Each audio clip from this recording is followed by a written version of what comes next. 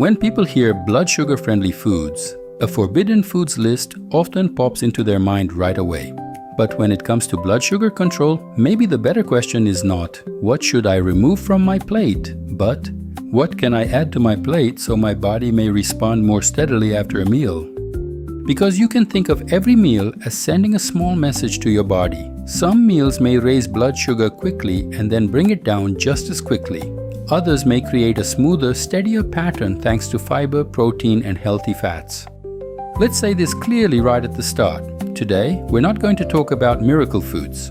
We're also not going to make risky or unrealistic claims like eat this and your blood sugar will drop right away. Instead, we're focusing on a safer topic supported by scientific research. 7 everyday kitchen foods that may help support a steadier blood sugar response after meals.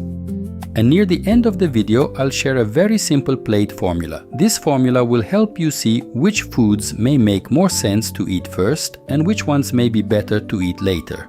Because it's not only about what you eat, sometimes it's about how you build your plate. In this video, we're creating a practical roadmap you can use in daily life, based on blood sugar control, blood sugar-friendly foods, and simple nutrition tips. Instead of treating carbohydrates like the enemy, we're focusing on more sustainable strategies like fiber, protein, healthy fats, and meal order. By the way, if you find the scientific, simple, and reliable health content on Alinart Health helpful, don't forget to like this video, subscribe to the channel, and turn on notifications. You can also write this in the comments. What challenges you the most after eating? Sweet cravings, tiredness, hunger, or figuring out which foods actually work well for you? And let's also remember this. This video is for educational purposes only. If you have diabetes, have been diagnosed with prediabetes, or use blood sugar medication or insulin, always talk to your doctor or dietitian before making major changes to your eating pattern. Do not change or stop your medications on your own. Blood sugar is actually part of our body's energy system. When we eat, especially foods that contain carbohydrates, they are digested and turned into glucose, and that is a completely normal process. The problem is that some meals can speed up this process too much. For example, sugary drinks, white flour snacks, sweet breakfast cereals, or refined carbohydrates that are low in fiber may lead to sharper rises after meals in some people. But these rises do not happen the same way in everyone. A person's weight, muscle mass, sleep routine, stress level, medications, activity level, and metabolic health can all affect this response. That's why today, we're not going to give you a one-size-fits-all list. The safer approach is this: make meals higher in fiber, more balanced, and more satisfying. Fiber may help slow digestion. Protein and healthy fats may also help a meal keep you full for longer. Some research suggests that meal order, meaning eating fiber-rich vegetables or protein first and carbohydrates later, may affect the glucose response after meals. But here, we need to point out something very important. Foods are not medicine. Lentils, chia, oats, avocado, or vinegar do not treat diabetes on their own. They may only play a supportive role as part of an overall healthy eating pattern. Now, let's look at 7 foods you can easily find in your everyday kitchen. 7 foods that may help support a steadier blood sugar response. Number 1. Lentils. Lentils are a truly valuable option for anyone who wants to build a blood sugar-friendly plate. That's because they contain plant-based protein and are also rich in fiber. The important point here is this: lentils do contain carbohydrates, yes, but these carbohydrates do not come alone, like the ones in sugary drinks or white flour snacks. They come with fiber, protein, minerals, and a structure that digests more slowly. That's why lentils may help a meal feel more balanced, especially when they replace refined carbohydrates. Let me give you a practical example. Instead of filling a large plate with white rice, you could add lentil stew or lentil salad to one part of your plate. Then you can add plenty of greens, yogurt, or another protein source on the side. But portion size still matters. Eating very large portions just because something is healthy may not be suitable for everyone. Especially if you have diabetes and you monitor your blood sugar, you can observe how lentils affect you according to the tracking plan recommended by your doctor. The best thing about lentils is this: they're affordable, filling, fit into many different cuisines, and they're a sustainable food. Number 2. Chia seeds. Chia may look small, but it is quite dense in fiber. When it comes into contact with water, it forms a gel-like structure. This gel-like structure may help digestion move more slowly. That's why chia can be thought of as a small support for breakfasts that are eaten quickly and leave you hungry again soon after. For example, instead of sugary cereal, you could prepare a more balanced breakfast with plain yogurt, a few spoonfuls of oats, a little chia, and pieces of fruit with no cinnamon or just a very small amount of cinnamon. Here, we need to be especially careful when talking about cinnamon. Online, you may see very bold claims about cinnamon and blood sugar, but the evidence on cinnamon is mixed, and it should not be presented as a definite recommendation for diabetes control. Also, some types of cinnamon may contain compounds that are not desirable for the liver when used in high amounts. The amount matters with chia too. Adding too much fiber too quickly may cause bloating, gas, or digestive discomfort in some people. That's why starting with a small amount may be smarter. For example, starting with 1 teaspoon and drinking plenty of water is a good habit. Swallowing chia dry is not a good idea. Soaking it in liquid or mixing it with a moist food like yogurt is safer. Number 3. Oats or barley. Oats and barley stand out because of a type of soluble fiber called beta-glucan. During digestion, beta-glucan forms a gel-like structure that may help carbohydrates be absorbed more slowly. This is especially important at breakfast, but there's a big distinction here. Not all oats are the same.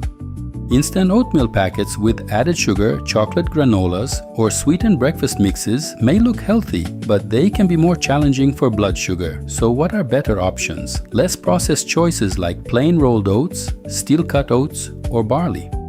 But eating a large bowl of oats by itself may still make some people hungry again quickly. That's why pairing it with protein and healthy fat makes more sense. For example, you can combine plain oats with yogurt, a few walnuts, chia, or a small amount of unsweetened peanut butter. Adding honey, molasses, sugary dried fruit, or sweetened sauces on top of oats may move it away from being a blood sugar-friendly breakfast. The main idea here is this: oats can be a good start, but the whole plate matters. Number 4. Avocado. Avocado is a low-carbohydrate food that contains fiber and is rich in monounsaturated fats. So when it's used alongside a carbohydrate-heavy meal, it may help make the meal more satisfying. But here too, it would not be accurate to claim that avocado fixes blood sugar. The safer way to say it is this: when avocado replaces refined carbohydrates in a healthy eating pattern, or when it adds healthy fat and fiber to the plate, it may help you build a more balanced meal. For example, instead of jam on white bread, you might consider avocado, egg, or a yogurt-based option on a small slice of whole grain bread. Or on a rice-heavy plate, you can use avocado as a small portion together with salad and protein. The point to watch here is portion size. Avocado contains healthy fat, but it is also high in calories. For people with weight management goals, the question, "How much am I eating?" matters. Half an avocado may be enough for some people. For others, less may be more appropriate. Individual needs vary. Number 5. Nuts. Nuts such as almonds, walnuts, hazelnuts, pistachios or peanuts contain healthy fats, plant-based protein, fiber, and minerals. One of their most important uses for blood sugar is this: they can be a more balanced alternative to sweets or refined snacks. For example, when you get hungry in the afternoon, choosing a small handful of unsalted nuts instead of cookies, crackers, or a sugary coffee may be a more balanced choice. But a small handful is the key phrase here. Nuts are very nutritious, but they are also energy dense. Eating them by the bowl may not work well, especially for people with weight management goals. Another practical method is this: instead of eating fruit by itself, having a few almonds or walnuts with it may help some people feel full for longer. But this does not have the same effect for everyone. Different people may respond differently to the same fruit or the same snack. Also, salted, sugar-coated, honey-roasted, or chocolate-covered nuts should not be considered in this category. The best option is usually plain, unsalted nuts with a set portion. Number 6. Vinegar, an optional kitchen habit. Apple cider vinegar and other types of vinegar are often exaggerated a lot on social media. Claims like it solves everything, it drops blood sugar immediately, or it replaces medication are not safe and should definitely not be used. Research suggests that vinegar may have a small effect on the after-meal glucose response in some people, but the evidence is not strong enough to make a definite recommendation for everyone.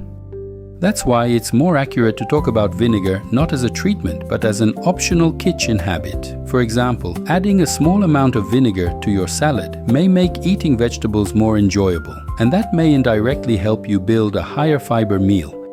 But drinking vinegar like a shot, using it in very concentrated amounts, or taking it on an empty stomach may cause heartburn, reflux, throat irritation, or problems with tooth enamel in some people. Also, for people who use blood sugar medication, insulin, blood pressure medication, or diuretics, it is safer to talk to their doctor before using vinegar regularly and in concentrated amounts. The safest approach is this. If you're going to use vinegar, think of it in small amounts within meals. For example, as a salad dressing, instead of mixing it very strongly into water and drinking it. And let's emphasize this again. Vinegar is not medicine. It does not replace blood sugar monitoring or a treatment plan. Number 7. What to reduce: sugary drinks and refined snacks. The 7th point is actually less about adding a food and more about simplifying the plate. One of the most important steps for a steadier blood sugar response is reducing sugary drinks and refined snacks. Because liquid sugar contains no fiber, it is consumed quickly and is not very filling. Sodas, sweetened iced teas, flavored coffees, energy drinks, and some fruit-flavored beverages may fall into this group. Many people say, "I don't eat sweets," but they may be getting a significant amount of daily sugar from drinks. Refined snacks can create a similar issue. White flour crackers, sugary cookies, packaged cakes, or sweet breakfast cereals often contain a combination of low fiber, high refined carbohydrates, and sometimes high fat. Instead of banning them completely, we can set a more sustainable goal: less often, smaller portions, and if possible, as part of a balanced meal. So, what are better alternatives? You can consider more nutritious options like water, plain sparkling water, unsweetened herbal tea, plain yogurt, fruit with nuts, a vegetable plate with hummus, or lentil salad. The goal here is not to scare anyone, but we need to see this clearly. What we drink and snack on without noticing during the day matters just as much as what we add to the plate. Now let's come back to the promise we made at the beginning of the video. The most important formula to remember for a steadier blood sugar response is this: fiber first, then protein or healthy fat. Refined sugar and refined carbohydrates last and less often. It's that simple.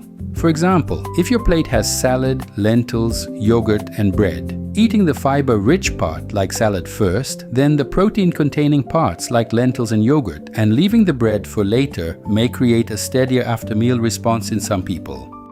This formula is not a miracle for everyone, but it is practical, affordable, and easy to adapt to daily life. And maybe most importantly, it doesn't give you a fear-based list of forbidden foods.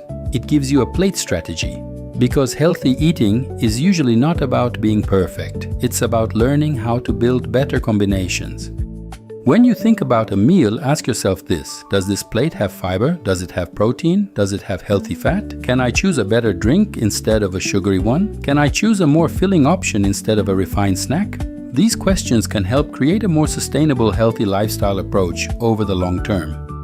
To sum it up, lentils may help you build a more satisfying plate with fiber and plant-based protein. Chia seeds can be a practical option for adding fiber when used in small amounts and in the right way.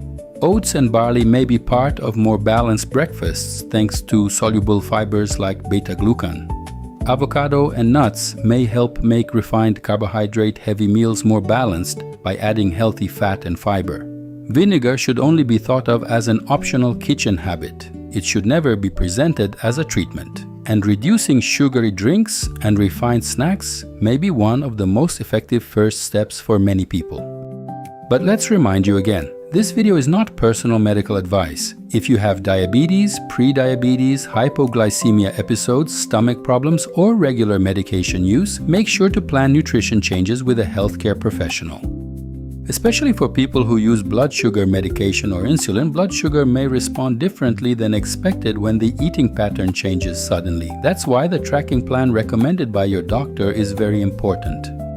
If this video was helpful for you, don't forget to like it. For more scientific, simple, and safe health videos, subscribe to Alinart Health. You can also write this in the comments. Which carbohydrate appears most often on your plate? Bread, rice, pasta, potatoes, or sweet snacks? In the next video, we can talk about simple walking and movement habits that may help you feel lighter after meals. If you'd like to read the research, the sources will be in the description.